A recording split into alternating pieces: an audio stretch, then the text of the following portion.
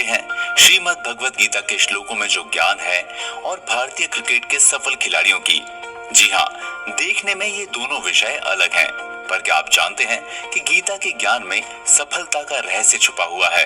हालांकि गीता का ज्ञान मानव जाति के कल्याण, विश्व शांति और मोक्ष की बात करता है, और धर्म यानी समय और स्थान के हिसाब से आपको क्या निर्णय लेना है, आपको क्या कर्म करना चाहिए, ये बताता है।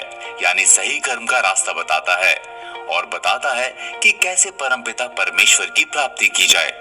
गीता का ज्ञान श्री कृष्ण ने अर्जुन को युद्ध भूमि में दिया था, ताकि अर्जुन सही मार्ग चुन सकें, अपने कर्म का रास्ता, अपने धर्म का रास्ता, लोक कल्याण का रास्ता, शांति स्थापित करने का रास्ता, युद्ध में सफलता का रास्ता। दोस्तों, ऐसा ही कुछ होता है क्रिकेट के मैदान में, जहां युद्ध तो नहीं होता, पर खेल की तैयारी और खेल युद्ध से जरा भी कम नहीं होता। खिलाड़ी पूरा जोर लगा देते हैं जीतने के लिए, दिन रात मेहनत करते हैं अपने जीत के लक्ष्य को हासिल करने के लिए। और अगर बात करें क्रिकेट की, तो क्रिकेट इंडिया में सबसे ज्यादा पसंद किए जाने वाला खेल है। यहाँ ये खेल से बढ़कर है और कह सकते हैं कि यहाँ ये एक तरह से धर्म के समान है। तो आइए जानते हैं भारत के इन खिलाड़ियों की सफलता और गीता के ज्ञान में क्या समानता है। कैसे जाने अनजाने गीता का ज्ञान इनके आचरण में दिखता है। आपको ये जानकर हैरानी होगी कि गीता में कई बातें सिर्फ युद्ध के मैदान या जिस समय काल में कही गई थी, उस समय के लिए ही प्रासंगिक नहीं थी। गीता में जो ज्ञान है वो हर युग, हर समय काल, हर परिस्थिति में प्रासंगिक है और हम सब के लिए बहुत काम का है। जीवन में कहीं भी फंस जाएं या कोई विपत्ति आ जाए या कोई राह समझ में ना आए, तो यकीन मानिए गीता में हर मुश्किल से निकलने का रास्ता है। ऐसी ही कई मुश्किलें आई हमारे इन सफल क्रिकेट खिलाड़ियों के जीवन और उनके करियर में, पर इन्होंने हार नहीं मानी, डटे रहे अपने लक्ष्य के लिए, ख्याति अर्जित की, पैसा कमाया और सबसे बड़ी बात, सम्मान के साथ देश का नाम रोशन किया। हम आगे देखेंगे कि कैसे गीता में कही गई बातें इनके जीवन में देखने को मिलती हैं, इनके खेल में देखने को मिलती हैं। आइए जाने कैसे जाने अनजाने गीता का अजर अमर ज्ञान इनकी सफलता का आधार बना। जिन सक्सेसफुल खिलाड़ियों के बारे में हम बात करने वाले हैं, उनके नाम हैं विराट कोहली, रोहित शर्मा, ऋषभ पंत, जसप्रीत बुमराह, केएल राहुल, सचिन तेंदुलकर, एमएस धोनी, सौरभ गांगुली, राहुल द्रविड़ और शिखर धवन। ये है वो शानदार भारतीय खिलाड़ी जिन्होंने सफलता के नए रिकॉर्ड बनाए, भारत का नाम रोशन किया। तो चलिए शुरू करते हैं गीता का ज्ञान और क्रिकेटर्स की कहानियां। कुकू एफएम सुनने वाले सभी दोस्तों को मेरा नमस्कार। दोस्तों, मेरा नाम है चेतन। गीता ज्ञान और क्रिकेटर्स की कहानियों में स्वागत है आपका। हम बात कर रहे हैं कि कैसे गीता श्लोकों में जो ज्ञान है वो हर समय काल, हर युग, हर परिस्थिति में प्रासंगिक है, और कैसे हमारे भारत के इन सफल क्रिकेट खिलाड़ियों की सफलता में जाने अनजाने इस ज्ञान का प्रभाव है। हो सकता है इन खिलाड़ियों ने गीता पढ़ी हो या ना पढ़ी हो, गीता के ज्ञान को जाना हो या ना जाना हो, मगर खास बात यह है कि श्लोक में निहित ज्ञान और उनकी सफलता की कहानी एक ही बात कहते हैं। फर्क इतना है कि उन्हें सफलता आज मिली है और गीता का ये ज्ञान हजारों वर्ष पुराना है, जो आज भी प्रासंगिक है। ज्ञान की बातें जो हजारों साल पहले श्री कृष्ण ने अर्जुन को बतलाई थी, वो आज खेल के मैदान में काम आ रही हैं। खिलाड़ी सफलता प्राप्त कर रहे हैं, सफल नेतृत्व कर रहे हैं और भारत का नाम रोशन कर रहे हैं। गीता में कई ऐसी असाधारण बातें बताई गई हैं जो कि आपको आदर्श जीवन जीने का रास्ता बताती हैं, विषम परिस्थितियों में निर्णय लेने में मदद करती हैं। श्रीमद् भगवत गीता के अध्याय 2 में दिए गए 63वें श्लोक के बारे में बात करते हैं, जो कि है क्रोध के कारण होने वाली हानि के बारे में, और जो बुद्धि के नष्ट होने के संदर्भ में भी है। हम बात करेंगे श्लोक के भावार्थ की और उसके बाद हम विचार करेंगे कि कैसे भारतीय टीम के सबसे सफलतम खिलाड़ी और कप्तान महेंद्र सिंह धोनी की सफलता की कहानी इस श्लोक में दिए गए ज्ञान जो क्रोध और बुद्धि के संदर्भ में है, क्या संबंध रखता है और उनकी सफलता में इसका कितना योगदान है।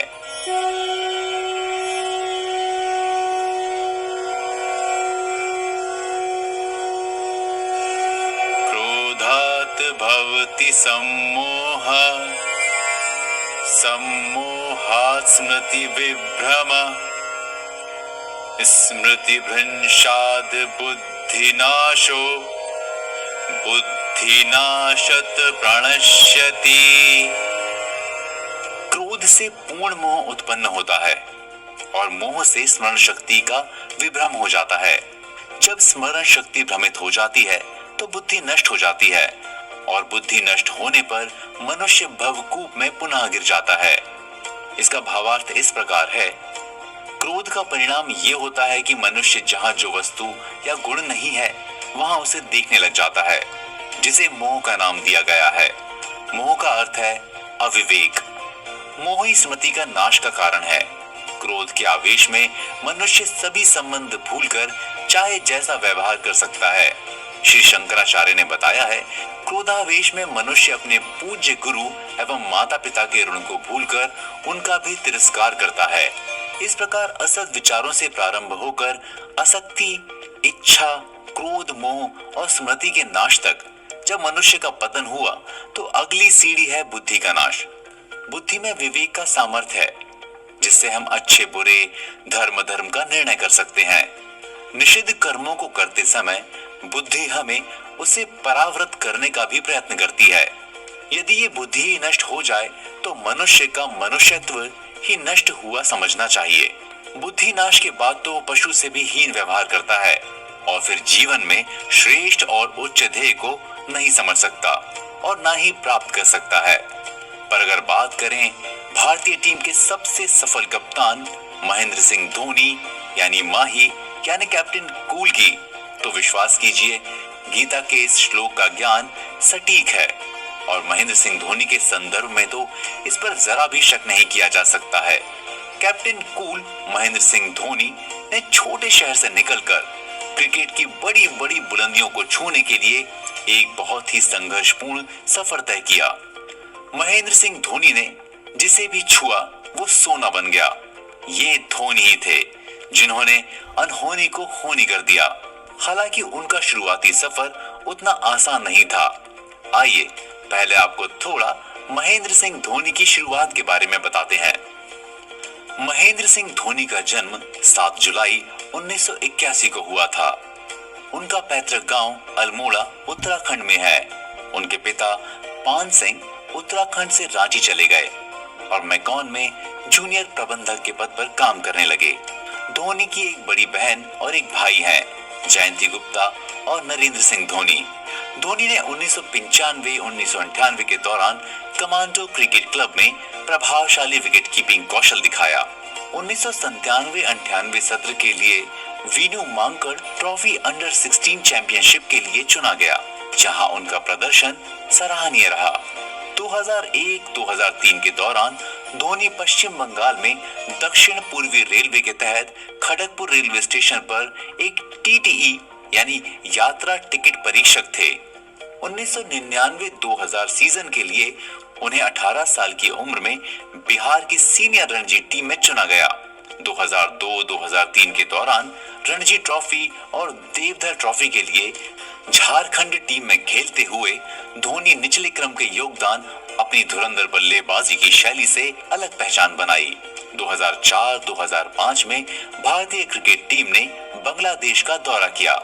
उस दौरे पर राहुल द्रविड़ को विकेट कीपर रखा गया ताकि बल्लेबाजी में कोई कमी न आए। हालांकि धोनी ने तब तक अपनी पहचान भारत ए टीम में बना ली थी।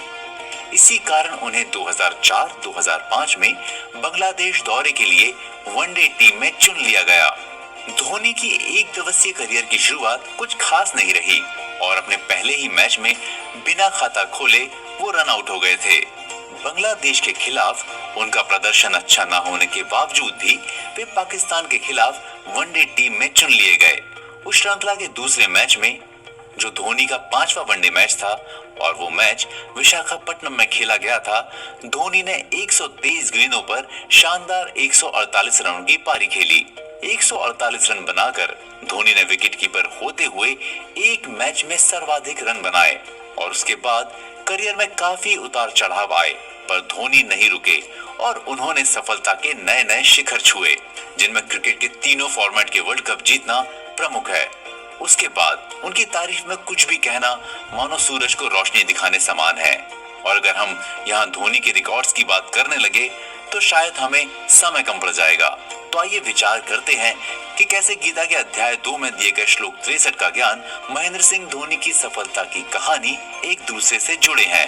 कैप्टन कूल, यही कहते हैं सब महेंद्र सिंह धोनी को। कप्तान, जिसके सर पर सारी टीम की जिम्मेदारी होती है, जो जीत या हार के लिए जिम्मेदार माना जाता है और गलती की गुंजाइश नहीं के बराबर होती है। आपको सारे फैसले लेने हैं और परफॉर्म भी करना है। दुनिया का अच्छे से अच्छा खिलाड़ी भी एक बार अपना धैर्य खो देगा, पर धोनी इससे बिल्कुल विपरीत है। वो हमेशा शांत रहते हैं।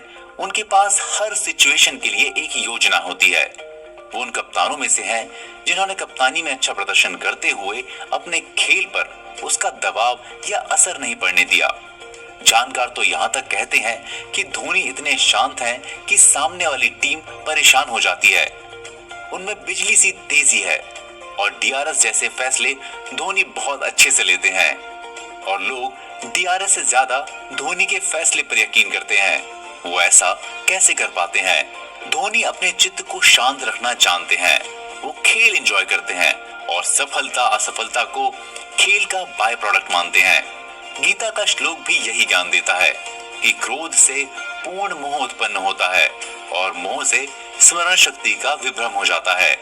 जब स्मरण शक्ति भ्रमित हो जाती है तो बुद्धि नष्ट हो जाती है और बुद्धि नष्ट होने पर मनुष्य भवकूप में पुनः गिर जाता है।